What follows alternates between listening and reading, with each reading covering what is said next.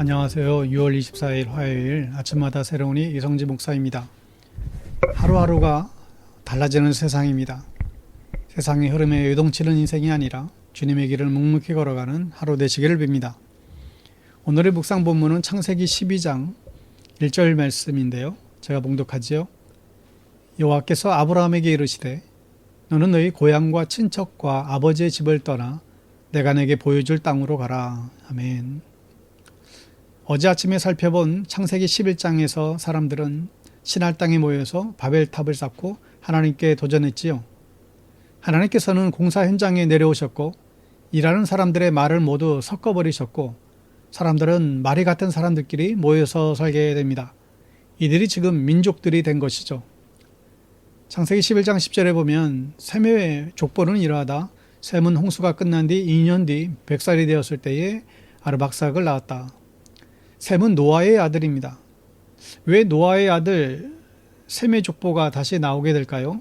그 이유는 셈의 자손 중에 아브라함이 나오기 때문입니다.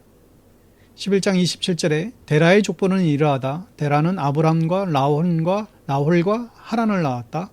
하란은 롯을 낳았다. 이들의 고향은 갈대아 우르였지요. 지금의 이라크 지역입니다.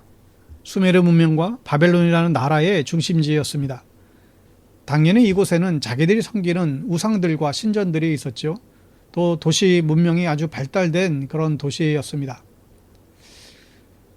11장 31절에 보면 데라는 아들 아브람과 하란에게서 난 손자 롯과 아들 아브람의 아내인 며느리 사레를 데리고 가나안 땅으로 오려고 바빌로니아의 우르를 떠나서 하란에 이르렀다. 그는 거기에다가 자리를 잡고 살았다. 그러나 데라는 하란에서 살다가 하란에서 죽지요. 하란은 자신의 고향인 갈대아 우르와 같은 문명이었고 교통의 중심지였습니다. 데라는 가나안 땅으로 가지 않고 60년을 더 하란에서 살다가 죽게 되죠. 여러분, 믿음은 떠남인데 데라는 너무나 익숙하고 편안히 하란에 머물면서 가나안 땅으로 가질 않았습니다. 여러분, 우리도 가나안까지 순종해야 그게 온전히 순종하는 믿음이지 중간에 내 마음대로 하란에 머물고 하란에 살지 말아야 됩니다. 하나님의 명령대로 가나안까지 가야 하죠. 우리의 목적지가 하란이 아니라 가나안이기 때문에 그렇습니다. 여러분, 하나님과 타협하려고 하지 마십시오. 목표는 가나안 땅이에요. 하란쯤에서 하나님과 타협하려고 하지 마십시오. 내가 편하게 살 수 있는 그 하란의 쯤에서 머물지 마세요. 기왕 우르를 나왔으면 가나안까지 가야 됩니다. 기왕 예수 믿었으면 천국까지 가야지요. 사탄은 늘 우리에게 이 정도면 됐어. 이 정도 믿으면 잘 믿는 거야 라고 우리를 유혹하죠. 내가 머물고 싶은 하란을 벗어나 하나님께서 보내시는 가나안 땅으로 나갈 수 있는 믿음의 사람들 되기를 바랍니다. 오늘날 하나님께서 아브라함에게 나타나 이렇게 명령하죠. 오늘 12장 1절 말씀대로 여호와께서 아브라함에게 이르시되 너는 너희 고향과 친척과 아버지의 집을 떠나 내가 내게 보여줄 땅으로 가라. 하나님이 두 가지를 명령했어요. 너희 고향과 친척과 아버지의 집을 떠나라고 명령하셨습니다. 이 고향에는 내가 아는 사람들이 있고 나를 도와줄 친척과 아버지가 계시죠. 당시의 사람들은 자기가 태어난 곳에서 평생 살다가 죽는 게 일반이었습니다. 그랬던 시절에 하나님의 명령은 너무나 충격적이죠. 차별받는 나그네와 이방인이 되라고 하는 것입니다. 이것은 내가 의지하는 것을 떠나라고 하는 주님의 명령이죠. 그 당시 우상 숭배가 가득한 그 갈대아 우르에서는 제대로 하나님을 믿고 살 수가 없었어요. 하나님보다 더 먼저 나를 도와줄 사람들이 있고 문제가 생기면 당장 도와줄 친척들이 생각나는데 어떻게 하나님을 향한 믿음이 클 수 있을까요? 그래서 내가 의지하는 것을 끊으라는 명령이에요.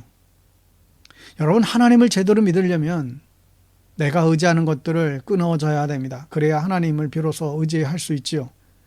때때로 하나님은 우리가 의지하는 것들을 하나둘씩 떨어져 나가게 하십니다.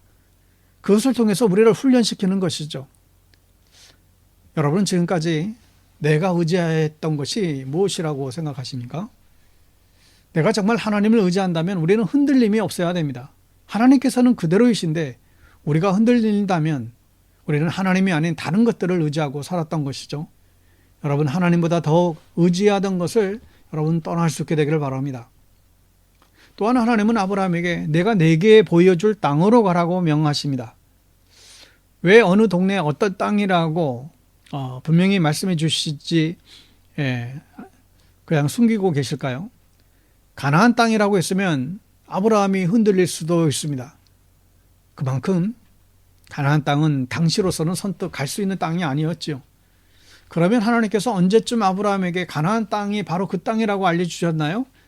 12장 7절에 보면 주님께서 아브라함에게 나타나셔서 말씀하셨다. 내가 너희 자손에게 이 땅을 주겠다. 아브라함은 거기에서 자기에게 나타나신 주님께 제단을 쌓아서 바쳤다 했습니다. 가나안 땅에 도착한 후의 목적지를 알려주셨어요. 바로 여기다라고. 아브라함이 가나안 땅에 도착하니 이 땅을 주겠다 하고 말씀합니다. 그런데 이미 그 가나안 사람들이 살고 있는 그 땅을 주시겠다는 거예요. 어떻게 보면 정말 힘 빠지는 이야기입니다.